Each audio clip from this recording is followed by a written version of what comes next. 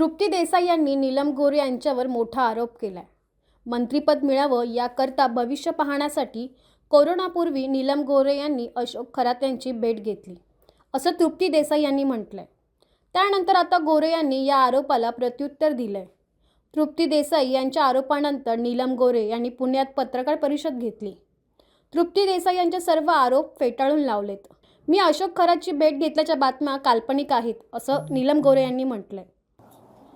ताई, आणखी एक तिरडी आंदोलन झालं पुण्यात जयपूरला खरातच्या विरोधात। तेव्हा त्या आंदोलनात पण आरोप केला की तुम्ही मंत्रिपदासाठी 3-3 तास पूजा केली खरात। संगीता तिवारी यांनी असा आरोप केलेला आहे की तुम्ही 3 तास खरातांची इथे खूप लाखो रुपये घालून ती पूजा केली आहे। मी खरं सांगतो, मी एक साहित्यिक ओळखते की ते दिवंगत शंकरराव खरात, त्या म्हणजे जे दलित साहित्यिक आहेत। त्याखेरीज मला हा माणूसही म्हणजे त्याच्याकडे पूजा करावी असं नाही आहे। आणि मी तुम्हाला 4 वेळा सांगितलं तरी तुम्ही कस्टडीत बसवलेल्या माणसाला परत परत विचारता, तसंच परत विचारता आहात, तर तुमचा माझ्यावर विश्वास नसेल तर मी एकदा सांगते की कुठल्या गुरुकडे मी गेलीच नाहीये, तरी परत तुम्ही मला तेच विचारता। या अधिवेशनाच्या शेवटच्या टप्प्यावरती तुम्ही फार चर्चेत आले होते। तुमच्यावरून दिलेलं रुलिंग बरोबर आहे, तो तुमचा अधिकार आहे की नाही या संदर्भात मुख्यमंत्र्यांनी निवेदन केलेलं होतं। थोडी दुरुस्ती फक्त तुषार जोशी स्वतःच्या अर्जित रजेवर गेले, त्यांना सक्तीच्या रजेवर पाठवले होते। पण या सगळ्या प्रकरणामध्ये तुमच्या उपाध्यक्षपदाच्या कारकिर्दीतला हा सगळ्यात वादग्रस्त प्रसंग आहे का किंवा वादग्रस्त रुलिंग आहे का, ज्याची एवढी चर्चा झाली आणि तुमच्या चर्चेखातर ऋतू शोधावे लागले, कशा संहिता शोधावी लागली।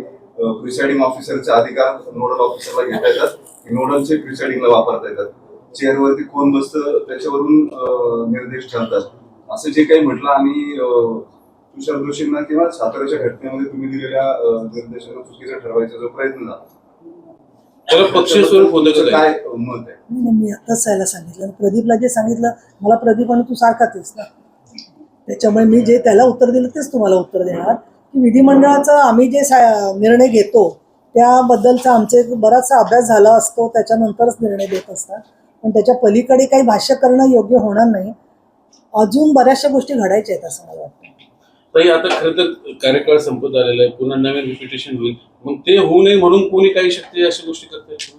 आता तो तुमच्या संशोधनाचा विषय आहे। कारण काय आहे की अशा पद्धतीची नॅरेटिव्ह पसरवायची आणि त्याचा परिणाम काहीतरी होईल अशी भाबडी आशा ठेवायची। त्यामुळे ज्या या महिला म्हणतायत ना की 3 तास पूजा केली, हे केली, तर असे तर आरोप मी त्यांच्या लेवलला जाऊन करू शकत नाही। कारण का की तो माझा स्वभाव नाही। आम्ही ज्या चळवळीतून काम केलं त्याच्यामध्ये बघा, मृणाल गोरे, अहिल्या रांगणेकर, तारा रेड्डी या सगळ्या वेगवेगळ्या विचारांच्या महिला होत्या, जयवंतीबेन मेहता, आम्ही एकत्र राज्य महिला आयोग स्थापनेच्या कामात होतो। पण अशा पद्धतीने एकमेकीवरती राजकीय मतभेद असतील पण वैयक्तिक आरोप करण्याची परंपरा नव्हती। प्रतिभाताई पाटील काँग्रेस पक्षात होत्या, आमचे कधी जळगावला गेले तर भेट व्हायची, पण अत्यंत सौहार्दाने आमची चर्चा होत होती। पण गेल्या काही वर्षांमध्ये संपूर्ण हे महाराष्ट्रातलं राजकारण अशा पद्धतीचं एक हिंस्त्र वातावरण झालेलं आहे।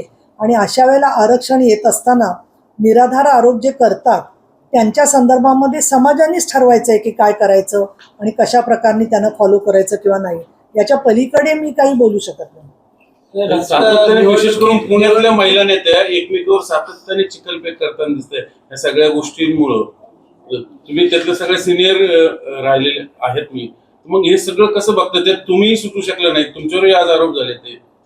नाही पहा, मी आयुर्वेदाची डॉक्टर आहे, पण या महिलांच्या मनाची डॉक्टर होऊ शकत नाही। त्यामुळे त्यांना काय स्वतः त्यांना योग्य वाटतं ते त्या करतात, त्याप्रमाणे त्यांचं काय समाजात स्थान आहे, त्यांचं कर्तव्य त्या बजावतात। आपण आपलं काम करत राहायचं। महानगरपालिकेचे जे त्यांना ते कर्तव्य वाटतं। तुम्ही म्हणताय जे असंतुष्ट आहेत ते तुमच्या विरोधामध्ये आता कट कारस्थान करायला उतरलेले आहेत। ती नावं जर तुम्हाला कळाली आणि ती जर तुमच्या पक्षातली असतील तर तुम्ही माध्यमांसमोर आणणार? आणि मुळामध्ये एवढे मोठे अगदी ते किरकोळ लोक आहेत काही जे आहेत ते, आणि त्यांची छोटी छोटी ज्या व्यथा आहेत ना त्या व्यथा फार वेगळ्या आहेत। म्हणजे त्या सगळ्या अशा याच्यासमोर सांगण्यासारख्या सुद्धा नाही आहेत त्या ज्या व्यथा त्यांच्या आहेत त्या। त्याच्यामुळे मला असं वाटतं की नावं सांगण्याचा प्रश्नच नाही आहे। मी त्यांना कायमच आपलं समजून त्या संदर्भात माफ करत आलेली आहे, त्यामुळे काही त्याचा विषय नाही आहे। पक्षश्रेष्ठींकडे तक्रार करणार कशाला करायची तक्रार? साहेबांना सगळं माहिती पडतं, काही त्याच्यापासून लपून राहत नाही।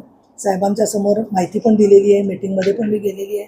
परंतु पुणे शहराची ज्यावेळेला मीटिंग होईल त्या संदर्भामध्ये, तर त्या मीटिंगमध्ये काय ते निर्णय घेतील साहेब. या सकाळच्या आरोपानंतर शिंदे साहेबांशी काही बोलणं की नाही, मी काय ते तुम्हाला जाहीर करणार नाही.